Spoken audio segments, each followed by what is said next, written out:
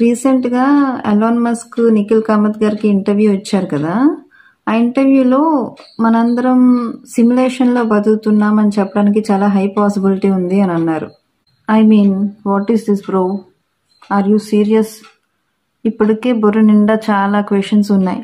దేవుడు ఉన్నాడా లేడా, ఈ సృష్టి ఎలా పుట్టింది, what is the purpose of life? Well, దేవుడు ఉంటే లోకంలో జరుగుతున్న అన్యాయాలన్నీ చూస్తూ కూర్చున్నాడా? అసలు భూమి మీద ఏ స్పీసెస్కి లేని జ్ఞానం మనుషులకి ఎలా? ఇలా ఒకటా రెండా?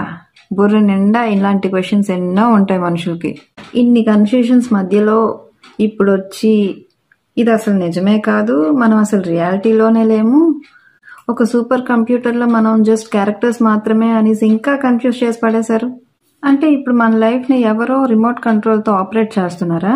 అంటే మనకిప్పుడు ఉన్న feelings, emotions, success, failure, relationships ఇలా ఏవో పరుగులు తీస్తున్నాం కదా, వీటన్నిటికీ అసలు అర్థమే లేదా?